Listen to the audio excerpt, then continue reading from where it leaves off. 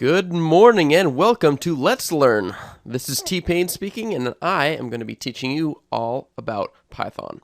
And with this series of tutorials, I'm going to actually be covering a whole bunch of topics ranging from the very basics to advanced topics later on down the line.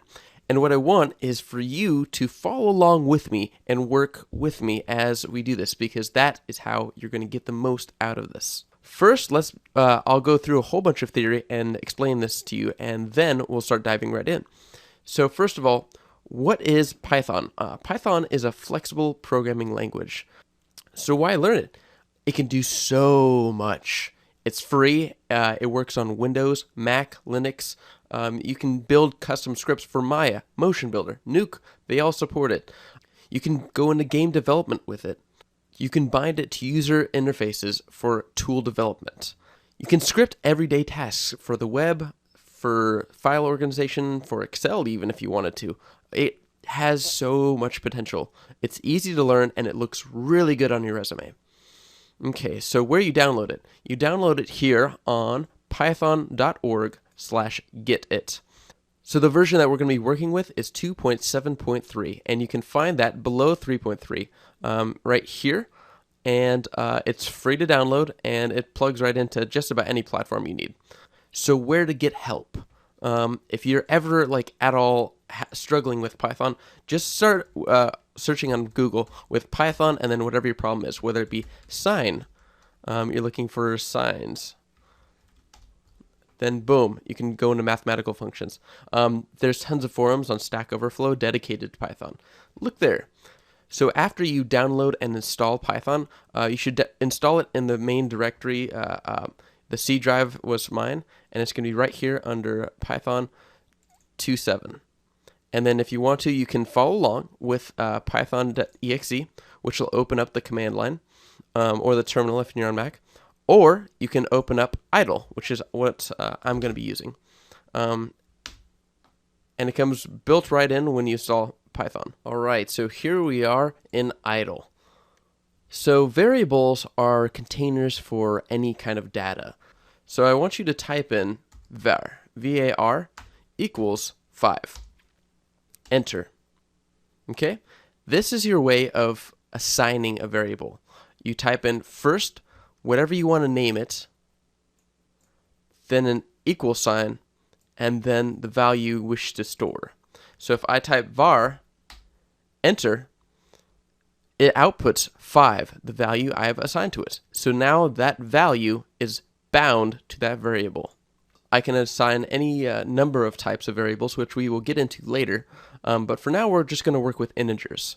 So I can name it anything I want, and it will stick. I can name in just a whole bunch of garbage like ASDF equals 5 equals 4, and if I punch in that again, that value will be spit back out. Now, this is where naming is very important. You want to be as explicit as possible with your naming. Meanwhile, pay attention to the capitalization. For one of my preferences, and a preference I've seen for a lot of Python programmers, is variables start off lowercase for the first word and then capitalize the first letter of the next word. So if I were to type big foot, that's exactly how I type it. Lowercase big, uppercase F, and then lowercase ut equals 4. So I want you to type in big foot 4. This is a good practice to get into. And then type it again to make sure that the value is stuck. Be careful not to include any spaces in your variable names. So big foot could type in big space foot equals 5 or 35 or whatever. And you'll notice you get a syntax error. And what this means is that there's some sort of error that in the way you typed it in. And the reason being is because I included that space in between big and foot. So go ahead and try that one more time. Big foot with a space in between equals 56, whatever. And you'll get that same error. So don't include spaces. Instead, just capitalize the first letter of every other word. So big foot equals 4. There we go. Excellent work. So we know that we can assign values with the equal sign. Now we can also reassign values with the equal sign. So I'm going to go ahead and say big capital F ut is equal to 7. And I'm going to type Bigfoot again. Go ahead and try that yourself. Type in big capital F ut Bigfoot is equal to 7, and then type it again. And you'll see that the value is reassigned. All right, now we're going to begin on one of my favorite topics, math. So Python has a built-in math function that you can just punch right in. So let's type in 5 plus 5. What do you think is going to happen? 10. Good job. You guessed correctly. It actually will spit out the answer depending on what it is.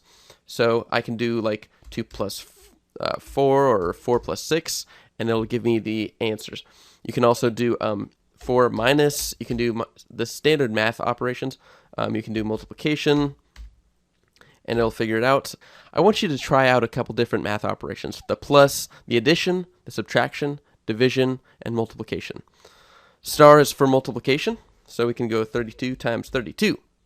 Enter. Try that. 32 divided by 32. Try that. Now we're going to get into something that is very important. What I want you to do now is type in 3 divided by 2. What do you think is going to happen?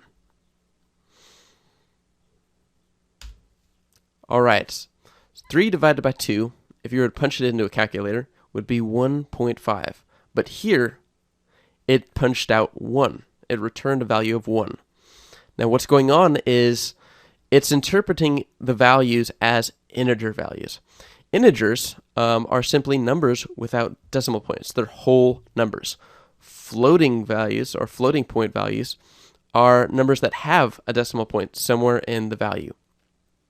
Thus the name floating point is the dot can be anywhere in the value. So go ahead and try that real quick. Type in 100.0, enter. And you'll see that it sticks out that 0.0 at the end. That's its way of saying, hey, I know this is a floating point value. Try just typing 100 now. And you'll see that there is no decimal point. Note that it maintains the 0.0 at the end of it. This is the difference between integers and floating points. So now let's try that 3 divided by 2 again. But this time we're going to go 3 divided by 2.0. Enter. And now we get the correct answer. This is the difference between integers and floating points. If Python is given one value that's a floating point, it'll convert everything else to a floating point, or it'll try its best. It's best to explicitly say it's a floating point by adding a 0.0 at the end of it if you can. Another way you can do that is we can actually punch in a explicit conversion of integers to floats. And the way you do that is you type float, parentheses, 3, close parentheses, divided by 2. And now it'll convert one of those values. It'll convert the 3 to a floating point value. And it'll stick. So try that. Try punching in float, parentheses, 5, close parentheses, divided by 4. Enter. And now we get 1.25, which is the correct answer. The same can be done in the reverse. So we typed in float, open close parentheses, to convert an integer or some value into a floating point value. Okay? So we can also do the same of converting a float back to an integer value using int, open close parentheses, with 3.0 inside. Type that. And now we have a integer value returned. So int, open close parentheses. So this is how you solve for rounding errors. Some other math operations you may want to know about is the remainder. And the way you use that is you type in 5% 4. So go ahead and type that in. And then press enter. So what this is saying is how much remains after I take out a whole bunch of number 4s out of 5. 1 remains. So another example of this would be like if I were to punch in 10% sign 5. Go ahead and type that in. And what you get out is 0 because 10 is divisible by 5. Go ahead and type 11% 5. And you'll be spit out 1. It's because 1 overflows. So the remainder is very useful for when you're doing loops and a number of other operations we'll do down the road. So next we're going to learn about powers, and my favorite way to assign power values is using star star. So we're going to type 12 star star 2, enter. And now we get 144. That's 12 squared because we just assigned the square value. And you can assign this for square roots as well. So I'm going to type in 16 star star 0.5. Go ahead and type that in, press enter. So again, take note that it converts everything to a floating point value when a floating point value is passed in. So we get out 4.0, which is the square root of 16. Perfect. So back in algebra, you may have learned that you can use parentheses to close off specific parts of the algebra. The same works in programming. So if I type 5 times parentheses 5 plus 5, close parentheses, enter, it works the exact same. It adds the 2 5s first that are closed within the parentheses and then multiplies them by the other 5. And so we end up with 50. So it's 10 times 5 is 50. So parentheses work the exact same. So there's a number of other math functions that you can use, like the absolute value, sine value, cosine value, floor, ceiling, etc., from the math import section. All right, guys, great job keeping up today. You did an excellent work. All right, so here are some examples for you. I want you to discover for yourself what they actually do. A lot of the greatest programming comes out of curiosity, so be curious. If you like the video or have any questions, please leave me a comment. I'll be sure to get back to them when I can.